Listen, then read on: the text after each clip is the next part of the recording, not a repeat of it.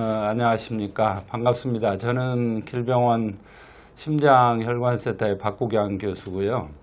바로 옆에는 우리 길병원의 사회사업실의 연소영 팀장님께서 나와 계십니다. 연소영 팀장님 반갑습니다. 네, 안녕하세요. 네. 교수님. 안녕하세요. 시청자 여러분. 저는 길병원 사회사업팀 연소영입니다. 우리 연소영 팀장님은 이 길병원의 노인을 비롯한 노인뿐만 아니라 또 사회복지 영역에 있어서 아주 대가시고, 특별히 저도 이제 해외 심장병 환자 무료 수술 진료 이런 거를 많이 해왔는데, 그거 처리하는 그 일이라든지 이런 거에 있어서 남다른 특출한 능력을 보여주셔서 오늘은 특별히 모셨습니다. 뭘로 모셨느냐? 제가 지금 첫 번째 시간에는 노인들의 잘 걸리는 급성심장사, 심근경색증에 대해서 말씀을 나눴고요. 두 번째 시간은 정신과의 나경세 교수를 모셔서 노인들에게 많은 우울증 이런 거를 다뤘는데, 사실은 심근경색, 우울증 이런 거 직접적으로 나타나는 그런 것도 문제지만, 사실은 우울증과 스트레스 이런 것들의 저변에는 사실은 경제적인 문제가 맞습니다. 많이 있지 않겠어요. 네. 그래서 이 백그라운드가 되는 그런 원인이 되는 경제적인 문제, 또 그거를 그러면은 이 노인들이 어떻게 해결을 할 것인가, 이것에 대해서 경험이 많은 분을 찾다 보니까 사회팀장님이신 연소영 팀장님을 모시게 됐습니다. 하여튼 너무 반갑고, 그래서 오늘 좋은 말씀 기대해 주시고, 제가 이제 질문을 좀 드리면서 노인이 65세라고 정의를 이렇게 하고 있는데 어떻게 생각하세요? 노인이 65세 이상이 노인이 맞습니까? 일단은 노인 연령에 대한 기준은 국가가 법으로 정해놓은 기준이고, 이제 그 연령부터는 본인의 소득 활동이나 본인의 활동이 이제 노인으로서 받아야 되는 혜택을 또 필요로 하는 여건이 된다라는 의미도 있기 때문에 정해져 있긴 한데, 요즘 아시다시피 이제 근로 연령도 점점 늘려가고 있고, 은퇴 연령도 60세, 65세가 되고 있고 하다 보니까 전반적으로 조금 사회적 연령으로는 65세가 이르다 느끼는 분도 많으실 것 같아요. 그래서 노인 인구의 통계부터 우리가 보면서 얘기를 나누면 좋을 것 같아서 교수님 제가 자료를 일단은 준비해봤습니다. 도표를 잠깐 보시면 우리나라 인구 중에 65세 이상 인구가 2024년 기준 했을 때 993만 8천여 명이거든요. 전체 인구의 19.2% 정도가 되는데, 이게 초고령화 사회의 기준이 전체 인구 중에 노령 인구가 20%가 이상이면 초고령화 사회를 봅니다. 그래서 우리나라도 이제 내년부터면 본격적으로 도입을 하게 된다라는 추세이고, 자료 보시면 아시겠지만 이게 이제 추계 도표인데 2072년도에는 전체 인구는 줄면서 노인 인구는 또 늘어나서 고령 인구가 47.7%로 늘 거라는 통계가 있습니다. 그리고 연령별로도 보시면 70세 이상의 노인이 60% 이상. 그 중에서도. 그래서 우리나라의 고령화는 이제는 막을 수가 없고 대비를 해야 한다라는 통계로 보실 수가 있습니다. 그리고 OECD 국가 평균 기대 여명을 봤을 때 보시면 OECD 평균 남자 여자 기대 여명이 대한민국이 좀 더 높습니다. 1년씩. 그래서 그만큼 더 오래 살고 건강한 노인이 늘고 아주 고령의 노인이 많다라는 것을 통계로 보실 수가 있습니다. 잠깐만요. 전 슬라이드 잠깐 보시면은, 호주가 남자가 기대 수명이 20.2년이라는 거는 65세 때 앞으로 20.2년을 더 산다는 얘기죠? 맞습니다. 그러니까 호주 남자 여자들이 상당히 오래 사네요. 그러게 말이죠. 그리고 또 일본은 또 여자들이 맞아요. 남자는 우리하고 거의 비슷한데 여자들이 24.3년으로 타의 추정을 불허하게 높고요. 맞습니다. 일본이 여자들이 굉장히 오래 사는 거군요. 그렇죠. 그리고 실제 일본은 이미 초고령화 사회로 도입을 했기 때문에 노인 인구가 늘어나는 게 굉장히 큰 사회적 숙제로 남아있는 상황입니다. 20%가 넘으면 초고령 사회. 네, 전체 인구 대비를 중에서. 해야 된다. 맞습니다. 예, 알겠습니다. 그리고 또 간단히 얼마나 또 고민을 해봐야 되나라는 통계를 고민하다가 노령화 지수랑 노년 부양비 통계를 좀 가져와 봤는데요. 쉽게 보면 노령화 지수는 14세 이하의 아이들 100명 대비 65세 이상 노인이 얼마나 많이 차지를 하는가 대비 지수인데, 보시면 노령화 지수는 저 주황색 그래프가 노령화 지수인데요. 2010년에는 아이들 100명당 노인 67명이었어요. 그렇죠. 근데 올해는 100명당 181명이고요. 많이 늘었고, 추계로 72년도에는 726명. 네. 굉장히 이제 아이는 낳지 않으면서 노인이 늘어나니까 이 노령화 지수가 굉장히 많이 늘고 있고, 네. 노년 부양비라는 것은 돈을 벌 수 있는 생산 네. 가능 인구 100명 대비 노인이 몇 명인가인데, 현재는 100명당 27.4명입니다. 그런데 2072년도에는 104.2명으로 사회가 부양해야 하는 노인이 그만큼 늘어난다는 추계가 현재 나타나 그렇습니다. 있습니다. 예. 그래서 이 연령이, 제가 아까 나이를 노인을 65세라고 보는 걸 어떠냐 이렇게 물어봤는데, 사실은 내 본인이 느끼는 그런 정신적인 또 사회적인 뭐 심리적인 나이는 내가 70세라도 나는 노인이 아니다라고 그렇죠. 느낄 수가 있는데, 네. 우리 연소영 팀장님께서 이야기하듯이 65세라는 연령은 국가에서 법적으로 정한 거라 이렇게 아주 중요한 말씀을 하셨는데, 교수도 그렇고 일반적으로 사회에서 65세가 되면은 정년이 되는 사람이 맞습니다. 많거든요. 네. 물론 직군별로 이제 60세가 되면 정년이 되는 사람도 있지만은, 그래서 이 65세라는 게 넘으면은 일단 회사에서도 그렇고 저 교육계에서도 그렇고 정년이 되기 때문에 그때부터는 수입이 이제 맞습니다. 말하자면 떨어지는 맞습니다. 그런 위치가 되기 때문에, 노인이 되기 싫어도 법적으로나 사회적으로 이렇게 경제적으로 노인 취급을 받는, 그래서 그렇죠.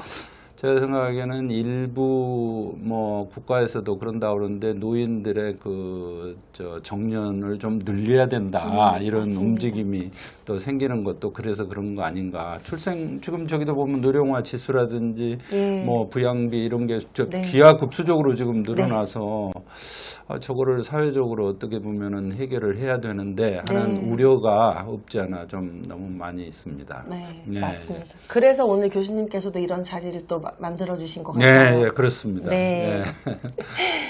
넘어가 그래서 보죠. 노인 인구가 늘어난다는 것이 단순히 느는 것만으로 문제는 아닌데, 네. 사회 구조적으로도 변화가 있기 때문에 문제가 생기는 건데요. 네. 노인이 늘어나는 것뿐만 아니라 이 산업화 이후에 그 가정의 형태가 이제 대가족의 새가족이 됐고, 네. 이제는 1인 가구, 단독 가구가 많아지고 있는 실정입니다. 그래서 옛날에는 어른을 돌보는 것이 가정의 역할이었는데, 이제는 사회가 그 역할을 해야 하고, 그러면 사회에 돌볼 수 있는 사람도 있어야 하고 돈도 있어야 합니다. 근데 우리나라는 아직 노령화에 대해 준비가 전혀 잘 되어 있지 않기 때문에, 지금 보시는 것과 같은 일단은 비용 부담, 노인 인구를 부양할 비용이 없다는 것, 그리고 자연스레 따라오는 건강 문제, 네. 그리고 노인 돌봄, 즉 네. 간병 요양 문제, 그리고 또 넓게는 주거의 문제, 또 사회활동 축소나 고립에 따른 또 우울감의 문제, 또 더 넓게는 요즘 많이 나타나는 학대, 방임 문제, 또 웰빙, 잘 사는 것과 나아가 어떻게 하면 잘 죽을 것인가에 대한 고민들이 사회적 숙제로 남아있는 상황입니다. 네. 네네. 그래서 제가 지금 나열해드린 문제들을 각각 영역으로 해서 실제 이제 저는 병원에서 일하는 사회복지사이다 보니까 이런 어려움을 갖고 계시는 분들에 대해서 도와드릴 수 있는 방법은 무엇이 있는지를 살펴보고 알려드리려고 조금 준비를 해보았습니다. 잠깐 추가를 이제 일반 시청자들을 위해서 해드리면은, 저희들이 그 김대중 대통령 때 이제 노인 요양보험이 도입이 됐잖아요. 맞습니다. 그래서 건강보험료에서 아마 10%인가 얼마인가를 요양비로 내면은 노인들의 뭐 치매 환자라든지 요양원에 있는 비용이 다 사회적으로 부담이 되는 줄 저도 그렇게 알았는데, 이제 네. 노인 문제가 이제 우리나라도 드디어 선진국처럼 맞습니다. 해결이 됐다 했는데, 저도 이 슬라이드도 보고 여러 가지를 보면서, 사실은 저도 이제 의사이기 때문에 경제적으로 그렇게 궁핍한 상태는 아니니까 몰랐는데, 보니까는 이제 수급자 문제 또 차상위 문제 그것도 아닌데도 불구하고 의료비 문제라든지 주거 문제라든지 이런 것 때문에 고통을 요양비가 노인 요양보험이 됐다고 그래서 그 문제는 전혀 해결이 안 되더라고요. 맞습니다. 예, 예. 네, 그래서 네, 맞습니다. 그래서 저희가 이 시간을 마련해서 그거를 어떻게 하면은 우리가 지혜롭게 또 도움도 받고 해결할 네. 수 있는가. 그래서 시청자분들이 혹시 보시는 분들이 그를 중점적으로 좀 봐주셨으면 좋겠습니다. 우리 연소영 팀장님 계속 부탁드릴게요. 알겠습니다. 그러면 일단은 경제적인 생활에 대한 문제를 짚어보겠습니다. 네. 아까 말씀하신 것처럼 우리나라는 정년제도가 있기 때문에 네. 일단은 취업을 해서 일을 하는 사람은 현재는 60세가 되면 정년퇴직을 하게 됩니다. 그렇죠. 그런데 보시는 바와 같이 혼자 사는 고령자의 취업 비중도 매년 늘고 있고요. 30% 정도는 다 일을 하고 있다는 거죠. 그리고 보시면 생활비를 마련할 수 있는 방법이 다른 사회적인 자원이 있는 게 아니라 본인과 배우자가 자력으로 해결해야 하는 가정이 68%. 보시는 바와 같이 굉장히 높은 범위를 가지고 있습니다. 그래서 고령 인구가 늘고 또 기대 연령도 늘어나면서 생계 유지를 위한 소득 활동을 해야 되는 노인이 많아지고 있다는 거죠. 그리고 실제 취업도 많이 하고 있고. 그런데 취업이 아시다시피 잘 되지가 않습니다. 그래서 기존에 하던 일을 유지하기도 쉽지가 않고. 그러면 어떻게 먹고 살아야 하느냐가 관건인데 아까 내 힘으로 살아야 한다는 노인이 대부분이었는데 보시는 것처럼 노후 준비를 그럼 뭘로 하고 계십니까? 라고 물었을 때 가장 높은 퍼센테이지를 차지하는 것이 연금입니다. 연금이죠. 국민연금. 네, 국민연금. 저희가 거의 전 국민이 가입되어 있는 우리나라의 소득보장 제도인데 보시는 바와 같이 우리나라 고령자 가구는 연금 소득에 대한 의존도가 매우 높습니다. 그런데 국민연금의 소득보전율은 점차 낮아지고 있고 현재까지 개혁 수준의 근거해서는 2028년이 되면 40%가 됩니다. 그 말은 지금 내가 버는 100만 원이라면 연금은 40만 원을 준다는 얘기입니다. 그렇죠. 예. 그러면은 기존에 내가 영위하던 것들을 하지 못하게 되고 삶의 질이 조금은 저하될 수밖에 없기 때문에 자연스럽게 생활고가 다가오게 됩니다. 옆에를 보시면 요거는 간단히 그냥 보여드리려고 했는데 저 지니계수라는 것은 소득 불평등을 보여주는 수치인데 0이 가장 평등한 재분배가 이루어지고 있다는 뜻이고 1이 가장 불평등한 수치입니다. 근데 점차 보시면 65세 이상의 연령은 이 지니계수가 점차 0.38%로 점점 높아지고 있음을 볼 수 있습니다. 요거죠. 0.8%. 22년도, 20년도에 비해서 점점 맞습니다. 수치가 1로 가까이 갈수록 불평등하다. 네, 맞습니다. 그런 걸 나타내는 거죠. 맞습니다. 그래서 그 저소득과 그리고 또 잘 사는 사람 간의 차이가 점점 커진다는 얘기죠. 저 지니계수가 말해주는 거는 그 수치이고요. 그리고 상대적 빈곤율은 전체 인구 대비했을 때 우리나라에는 소득 분배 기준이 있습니다. 그거를 중위소득 기준이라고 하는데 그 중위소득 기준이 50% 이하. 그러니까 100%가 평균이거든요. 100이 우리나라 전국 국민의 소득을 나열했을 때 100이 중간인데 그의 절반의 이하. 그러니까 굉장한 저소득을 갖고 있는 가구가 보시다시피 2022년 기준 근 40%입니다. 40% 가까이. 그렇기 때문에 노인의 빈곤 문제는 상당히 중요한 문제이다라고 수치들이 좀 보여주고 있는 상황입니다. 그리고 OECD 국가의 빈곤율을 비교해 보면 너무나 극명히 보이시죠. 대한민국이 66세 이상 노인 인구의 빈곤율이 40%로 다른 국가에 비해 월등히 높습니다. 뭐 이 문제는 여러 원인이 있을 텐데 아까 얘기했던 연금의 소득 보존율이 너무 낮다는 거. 그 외에 또 사회적인 보장책이 많이 낮다는 것이 가장 큰 문제일 수 있겠고 또 그 노인 이후의 생계를 대비할 수 있는 사회가 아니다 우리나라가 그런 사회적인 분위기도 영향을 미치는 것으로 알 수 있습니다.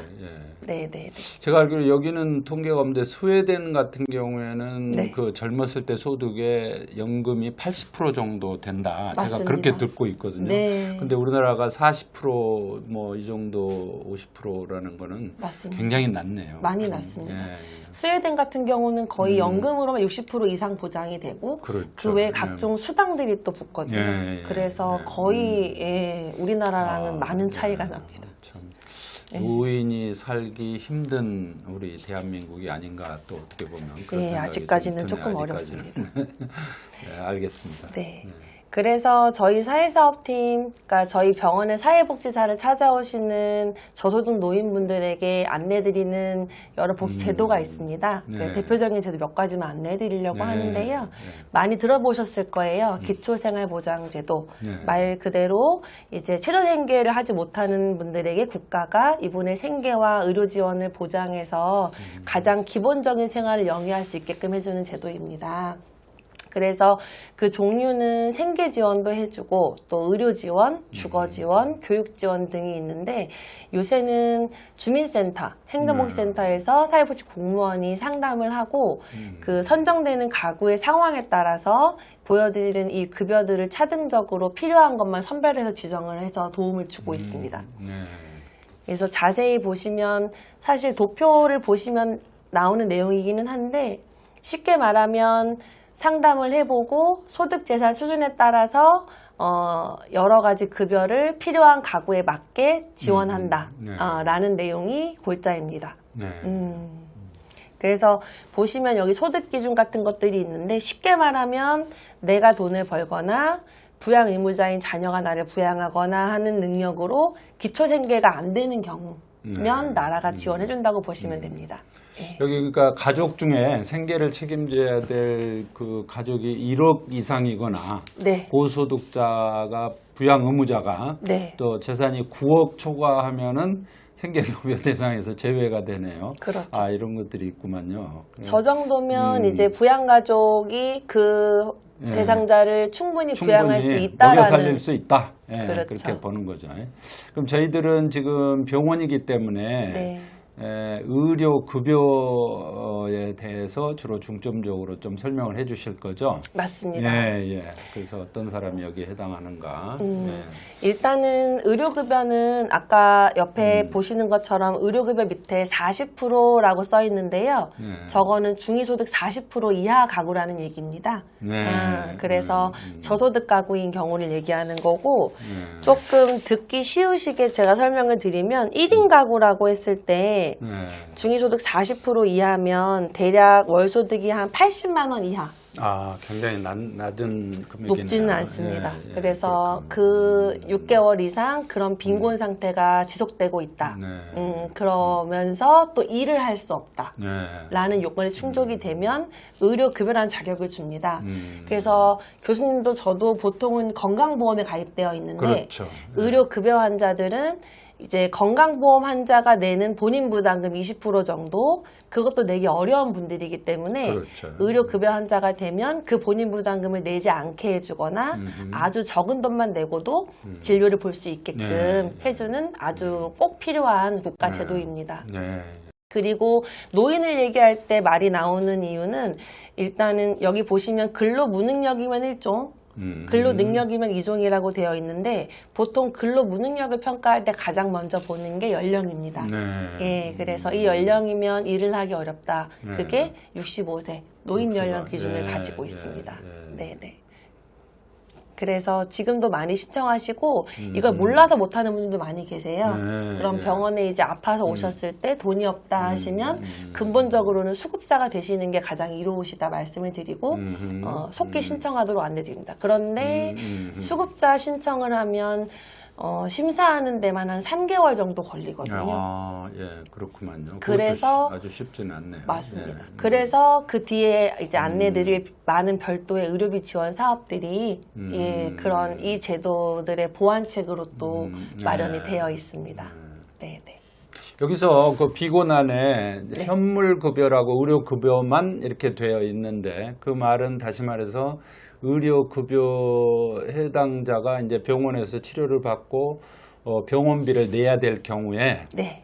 그 병원비를 본인한테 주는 게 아니라 병원에다가 준다는 맞습니다. 그런 거죠. 네, 맞습니다. 예. 맞습니다. 그런 이야기죠. 네. 그러니까 생계급여나 주거급여, 교육급여는 직접 금액으로 현금을, 이렇게 네. 주는데 맞습니다. 병원비는 병원에다가 이렇게 지급을 한다. 그렇게 알고 계시면 될 것 맞습니다. 같습니다. 맞습니다. 그래서 본인이 태어날 때나 아니면 네. 진료 보시고 수납할 때 내지 않게끔 네. 네, 해드리는 사업으로 보시면 될 것 같습니다. 네. 그리고 다음 두 가지는 수급자 신청을 했을 때 수급자까지는 해당되지 않지만 네. 어려운 저소득 가정의 경우에 주는 제도인데요. 네. 차상위 계층이라는 것은 이제 동사무소에 신청했을 때 수급자까지는 아니어도 동에서 이분은 적정한 지원이나 관리가 필요하다라는 가구로 등록이 되면 또 여러 형태의 여러 뭐 주거 지원이나 생계에나 일시 지원을 차등적으로 지급해주는 제도입니다. 네.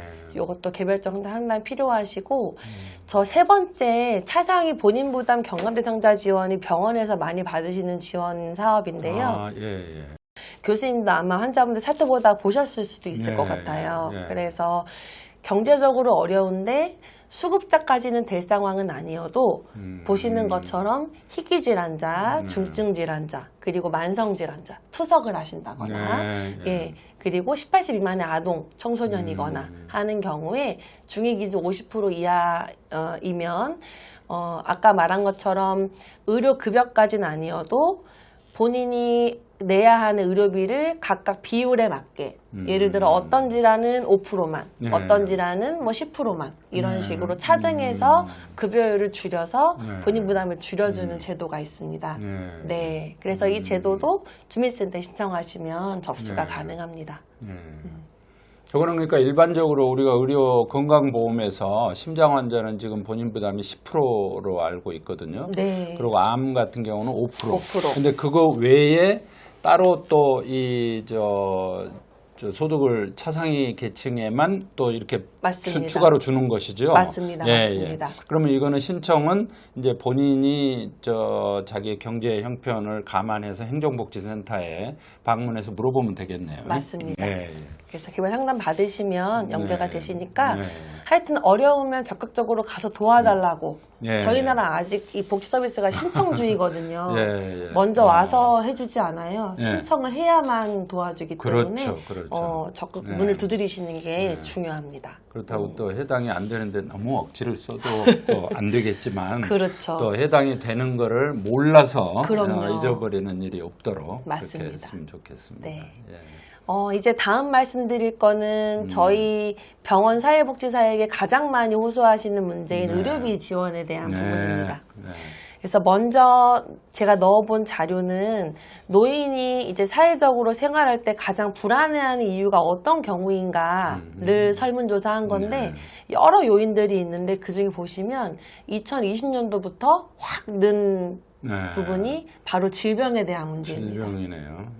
아마도 코로나19의 영향이 아닐까 하는 네. 생각도 좀 들긴 하는데 네. 2020년도가 50.2%였고 22년도에 33%, 그러니까 다른 요인들에 비해서 월등히 높은 수치를 보이고 있습니다. 그것도 코로나가 2020년도 2월부터 시작해서 엔데믹으로 이렇게 퍼졌고 에피데믹으로 그렇죠. 그다음에 그때 사실은 고령 환자가 많이 사망을 했기 때문에 맞습니다. 그 신종 질병에 대한 우려가 불안 요인이 많은 거는 50.2% 굉장히 많네요. 네. 그 이후에도 33%. 예. 맞습니다. 그래서 그렇구만. 다른 수치에 비해 월등히 높기도 하고 또 실제로 우리가 아프면 가장 힘들잖아요. 그렇죠. 예, 네. 모든 게 영향을 받기 때문에 건강 문제가 굉장히 주요한 요인을 네. 보인다. 그런데 실제 지금 보여드린 도표를 보시면 노인이 내가 건강한가를 물었을 때 보통이다와 나쁘다가 훨씬 많은 비율을 차지합니다. 예. 그런데 실제 위에 보시면 건강검진이 이제 그 건강관리를 할 수 있는 가장 중요한 도구 중에 하나인데 실제 검진 수검률이 매우 낮은 상황이거든요. 네, 그러네요. 예. 네. 그래서 실제 건강하지 않다라고 생각을 하면서 건강 관리를 위한 노력은 하지 못하고 있거나 네. 여러 가지 아, 요인으로 그러네요. 관리를 못하고 있다라는 네. 게 문제거든요. 그래서 관리를 못하면 문제가 많이 생기고 저 20년도에 갑자기 떨어진 건 코로나 때문에 병원에 못 가서 된 맞습니다. 거라고 이해를 하면 그렇게 되겠죠. 추정하고 예, 있습니다. 예, 예. 왜냐하면 그때는 병원에 안 가는 게 가장 안전한 그렇죠. 상황이었기 예, 때문에 그러네요. 갑자기 떨어져서 맞습니다. 예. 그래서 이렇게 많이 낮다라는 상황이고 의료비 부담도 2022년도에 보시면 전체 인구는 1인당 본인 부담 의료비가 55만 원 정도가 평균인데 노인 인구는 그 2배 이상 123만 원 부담하고 계시고 또 고령자의 1인당 진료비 수준이 2022년 기준에서 500만 원 이상. 이 얘기는 개인도 비용 부담을 많이 하지만 건강보험의 재정 또한 엄청나게 위협받고 그러겠네요. 있다는 거거든요. 네. 그래서 국가와 개인의 부담 모두 늘고 있다는 거고 아마 이 추계는 계속 늘어날 것으로 보고 있습니다. 네. 그래서 실제 저희 병원에 있는 사회복지사인 저희에게 상담을 요청하시는 인원을 제가 통계를 좀 확인해 봤는데요. 작년 기준으로 신규 환자분들이 2,500명 정도를 상담했는데 그 중에 65세 이상 환자분들이 1,300명 이상, 그러니까 50% 이상이 노인 환자분들이었습니다. 아이고, 예. 어렵다고 도와달라고 오시는 분들이 노인 인구가 절반 이상이었다. 라고 보여졌습니다. 그래서 치료 중에는 보시는 바와 같이 수술비만 드는 게 아니고 그렇죠. 치료 전에 검사 진단받는 과정부터 돈이 들고요. 또 우리나라는 병원은 여기저기 도시잖아요. 그렇죠. 그러면서 상당한 비용이 나갑니다. 그리고 아팠을 때 치료해야 되는 비용 외에도 아프면 당장 못하게 되는 게 이제 일이거든요. 그렇죠. 돈을 못 벌기 때문에 생계에도 위협을 받게 되고 또 치료 중에는 직접적으로 이제 수술비, 약값, 여러 약비, 식비 이런 것들이 들고 간접적으로는 이제 주거에 대한 위협도 될 수 있고 오가는 교통비, 간병비 이런 것들이 또 부담이 됩니다. 또 치료 후에는 계속 건강관찰을 해야 되기 때문에 그 돈이 발생을 하고 그렇죠. 이미 직장을 잃었기 때문에 복귀를 할 수 없어서 생계에 대한 부담을 겪게 되는 경우들이 많이 있습니다. 치료에 따르는 병원비도 들어가고 또 그렇죠. 수입이 끊어짐으로 인해서 수입이 감소하고 이게 맞습니다. 이중적인 고통이 참 치료 질병의 그 딜레마네요. 맞습니다. 그래서 의료비 지원 사업을 안내해 드리려고 하는데 의료비 지원 사업은 크게 그 세 가지가 있습니다. 이제 하나는 내 상황이 어떤지를 떠나서 내가 무슨 질병에 걸리면 해당되는 제도가 있고 두 번째로는 나라에서 하는 지원 사업인데 경제적으로 내가 어려워야 받을 수 있는 사업이 있고 그렇죠. 세 번째는 나라에서 지원해 주는 걸로 다 안 되는 경우에 민간 사회복지기관, 법인, 단체에서 하는 지원 사업도 있습니다. 그래서 제가 몇 가지 대표적인 걸 소개해 드리려고 합니다. 의료비 우리 연 팀장 의료비 지원 제도가 아까 말한 대로 지금 수입이 끊어져서 고통받는 게 있고 그다음에 병원비가 나가서 또 힘든 부분이 있는데 문제는 이제 돈이 많은 사람은 문제가 없는데 이게 의료 수급자 또 돈이 아예 없어도 국가에서 어느 정도 해주는데 그 중간 정도 있는 사람들이 제가 보기에는 이게 굉장히 힘들 것 같다 그런 생각이 들거든요. 맞습니다. 그래서 그런 제도도 국가나 어떻게 이게 지자체나 어떻게 도움을 받을 수가 있나요? 그래서 그걸 한번 중심으로 설명을 해주시죠. 맞습니다. 말씀하신 것처럼 모두를 다 도와드릴 수는 없고 그 중에 그래도 이분들은 고위험군이다라는 분들을 위해서 많은 부분적인 제도책을 만들어놨습니다. 그래서 아까 교수님 언뜻 말씀하셨는데 일단은 내가 그냥 그 병에 걸리면 등록되는 제도가 있습니다. 바로 이제 중증질환 산정 특례 제도인데요. 돈이 많이 나오는 질병 있잖아요. 암. 그리고 뇌혈관 질환, 또 심장 질환, 희귀난치 질환, 또 뭐 중증 화상 이런 것들이 이제 중증 질환인데 이 중증 질환에 걸리면 내가 돈이 많은 사람이어도 건강보험에서 국가가 지원을 해줍니다. 그래서 본인 부담금이 암 환자분들 같은 경우에는 뭐 5%, 또 뇌혈관 질환 아주 고위험군 환자에게는 10% 이런 식으로 진단명에 따라서 이 특례가 적용되는 기간이나 본인부담률은 달라지게 되고요. 네. 신청은 건강보험공단에 하게 되는데 네. 우리나라가 시스템이 좋잖아요. 네. 그래서 개인이 신청하지 않고 내가 그 질환을 진단을 받으면 네. 병원에서 알아서 일괄 신청을 해줍니다. 네. 그러면 본인부담 줄어드시거든요. 그렇죠. 네. 그래서 그러니까 예를 그렇게. 들어 심장병 같은 경우에는 심장 진단 코드 상병만 병원의 네. 코드에 넣어놓으면은 맞습니다. 내가 따로 신청을 하지 않아도 저절로 병원비가 경감이 된다는 얘기죠. 맞습니다. 예, 예. 그런데 네, 이제 알겠습니다. 이때 한 가지 짚어드려야 되는 거는 이 본인 부담률이 5%에서 10%로 줄어든다라고 했을 때 전체 진료비에서 그럼 5%만 내면 되는 거냐 하시는 분들이 있으세요. 아, 그럴 수도 있겠네요. 그렇지, 예, 그렇죠. 근데 그렇지는 않고 아시는 바와 같이 의료비는 급여 항목이 있고 비급여 비급여가 항목이 있죠. 있는데 네. 비급여는 100% 본인 부담입니다. 네, 해당이 그래서 안 되죠. 네, 네. 그래서 오시는 분들이 가장 많이 물어보시는 게 이런 부분이거든요. 그래서 한 번 더 짚어드렸고요. 두 번째 제도는 본인 부담 상한제인데요. 우리나라는 소득분위 수준에 따라서 1년 동안 그 개인이 국가에 내는 최대 의료비가 정해져 있어요.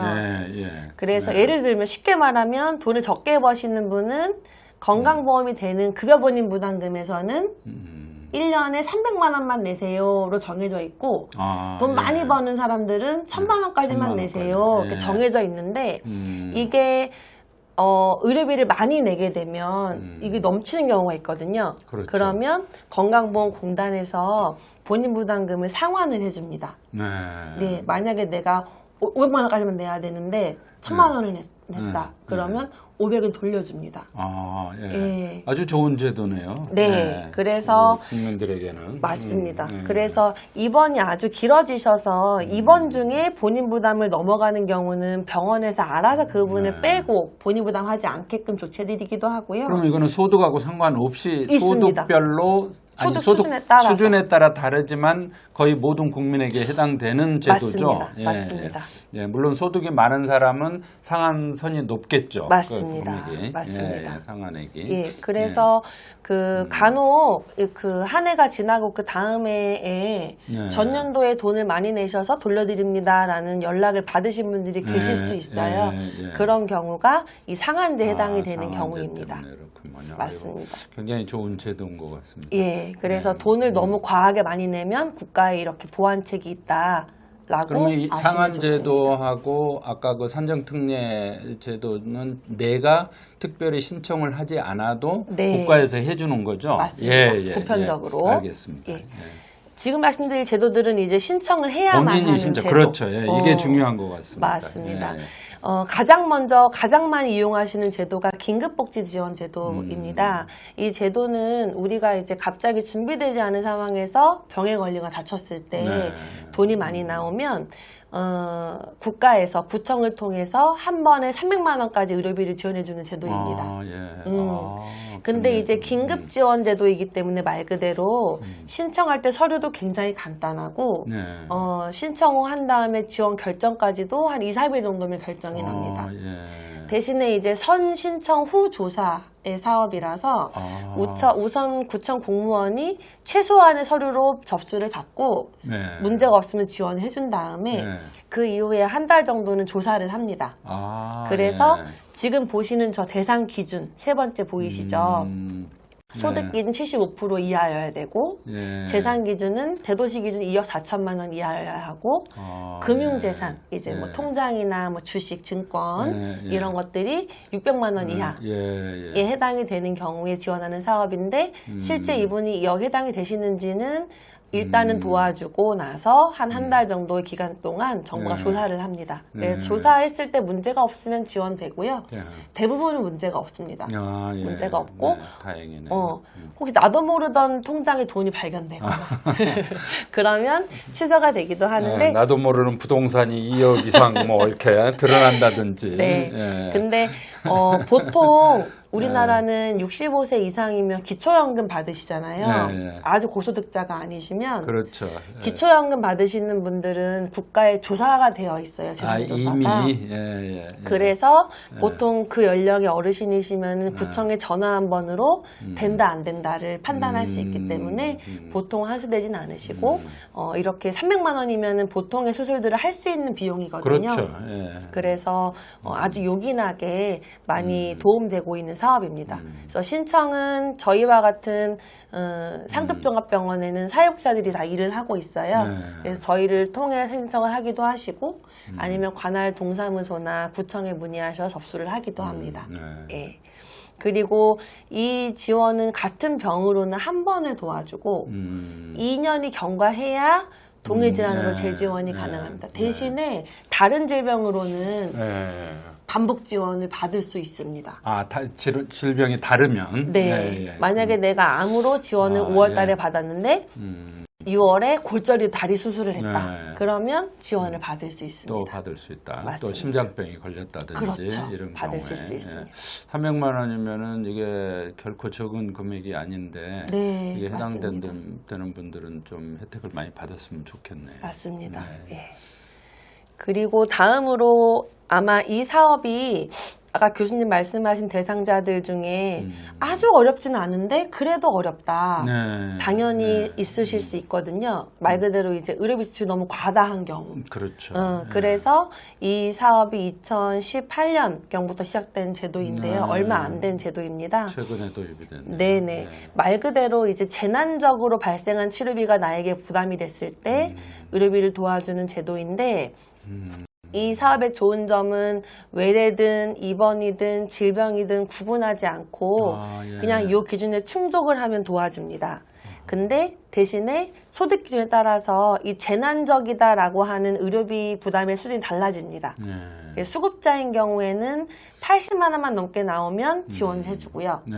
80%를 도와주고 꽤 많이 도와주죠. 많이 도와주네요. 네. 80%면. 네. 그리고 중에서도 50% 이하. 아까 제가 차상위 정도 수준이면 이 정도다 했는데 50% 이하에 가보면 본인 부담금이 120만 원이나 160만 원 그 사이에 이게 이제 각각 본인마다 또 기준 금액이 있거든요. 그 이상 발생하시면 70%를 도와주고 그 이상의 대상자분들은 연 소득 대비 10% 이상의 돈이 나오면 60%. 그 이상은 20% 초과하면 50%. 네. 이런 식으로 간혹 보시면 수술비가 뭐 한 2, 3천만 원 나오는 분들 계시잖아요. 그럴 수 있죠. 예. 그런 분들은 이 사업으로 비급여를 80%, 70%, 20% 도와주기 네, 때문에 꽤 큰 지원을 받으십니다. 그럼요. 그리고 지원 대상 기준도 보시면 꽤 높죠. 지원 대상 기준이. 그러네요. 예. 재산 기준이 7억 미만. 7억이니까. 맞습니다. 네. 그리고 소득이나 이런 것들은 월 건강보험료 수준을 보고 공단이 평가를 하고요. 네. 말씀드린 것처럼 아까 긴급 지원은 갑자기 발생한 질환으로 수술을 하거나 해야 도와주는데 네. 이 사업은 외래든 입원이든 구분 없이 합산한 금액이 그 금액 이상이면 도와줍니다. 네. 예, 그래서 꽤 많은 분들이 받고 계시고 단 하나 유의하실 점은 다른 국가 지원금이나 아니면 내가 가지고 있는 보험, 네. 보험회사가 주는 보상금이 있는 경우에는 중복 지원은 불가한 점만 사보험 같은 경우도 그래 해당되네요. 맞습니다. 네. 참고하시면 되고 네. 신청 기간도 굉장히 넓어요. 네. 아까 그 긴급 지원은 입원 중에 신청을 해야 한다는 그렇죠. 특징이 있는데 이 사업은 퇴원 후 180일 내에만 접수하면 예 얼마든지 지원금 받으실 수 있습니다. 네. 6개월 이내니까 상당히 여유가 있네요. 맞습니다. 네, 그래서 네. 많이 열려있는 제도이다라고 보시면 됩니다.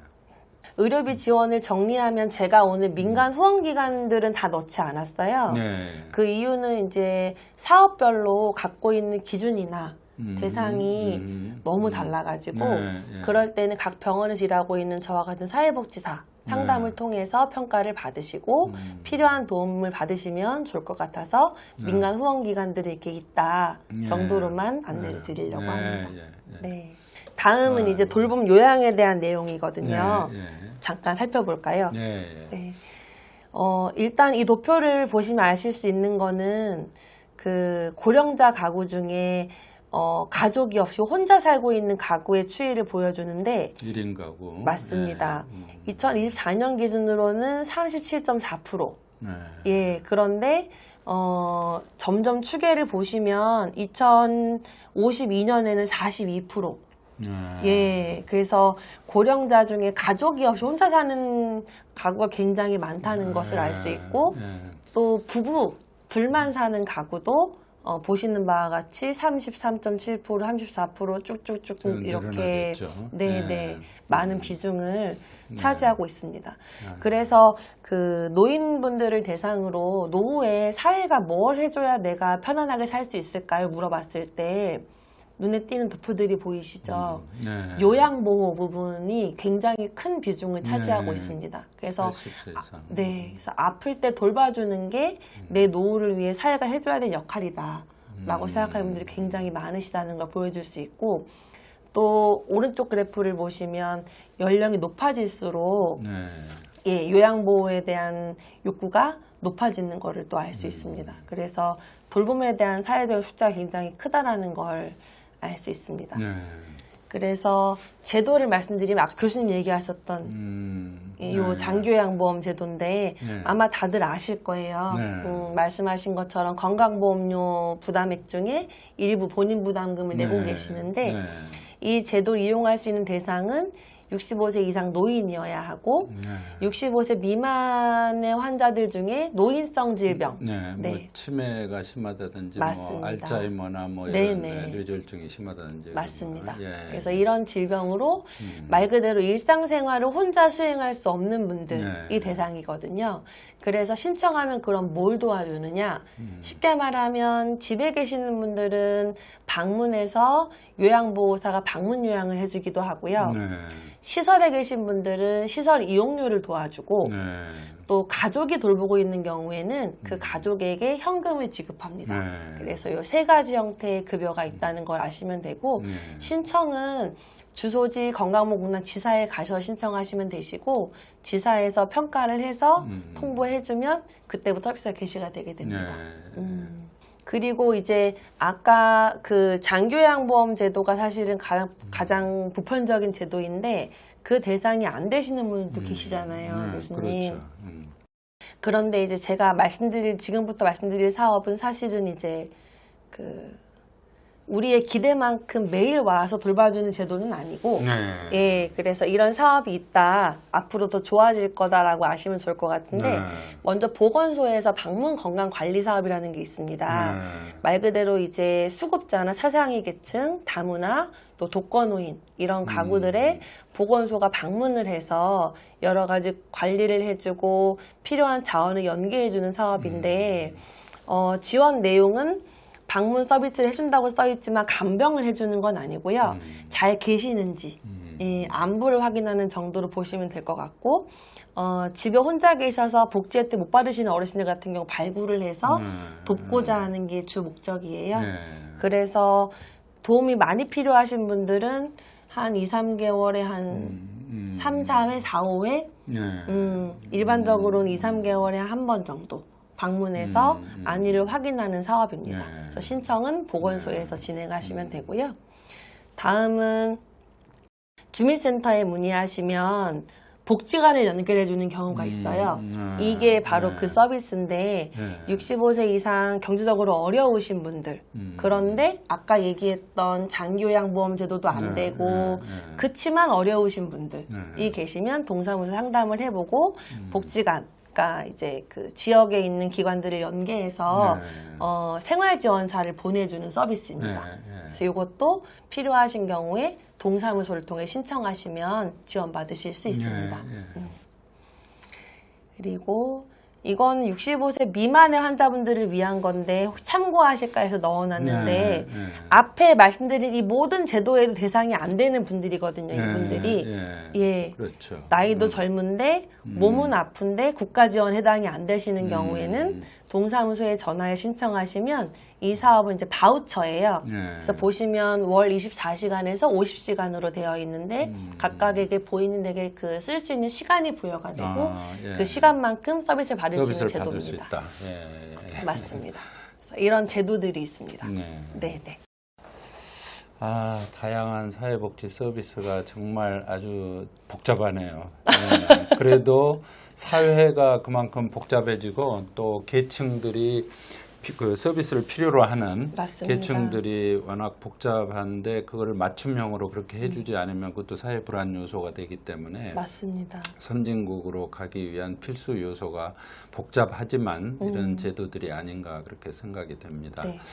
그 일선에서 수고하시는 우리 연소영 사회복지사님 존경합니다. 아닙니다. 네, 오늘 저도 아주 새롭게 많이 배웠습니다. 정말 아주 아닙니다. 예, 아이고 병원에서 뭐 수술하고 환자 청진기 들고 회진하는 것만 뭐 대단한 줄 알았더니 아이고. 천만의 말씀이고 이렇게 복잡한 백그라운드로 도와주시는 분들이 있어서 병원과 환자들이 치유를 받는 것 같습니다. 아유, 예. 감사합니다, 교수님. 감사합니다. 그래서 제가 요거는 짧게 이 네. 긴급 상담 전화 부분만 메모를 하시거나 사진을 찍어도 되시는데 네. 그 노인 학대 문제가 워낙 많아요, 교수님 요새. 이것은 또 병원에서도 문제가 됩니까 이게? 그렇습니다. 그래요? 제가 지금 학대하고 방임 써놨는데 네. 예를 들면 노인을 병원에 입원시켜 놓고 보호자가 돌아보지 않는 거죠. 그런 경우 저도 가끔 봐요. 네. 심장 수술하고서 비용이 많이 나오니까 맞습니다. 그다음부터 갑자기 안 나타나는 그런 맞습니다. 경우가 이따금씩 맞습니다. 많지는 않지만 네.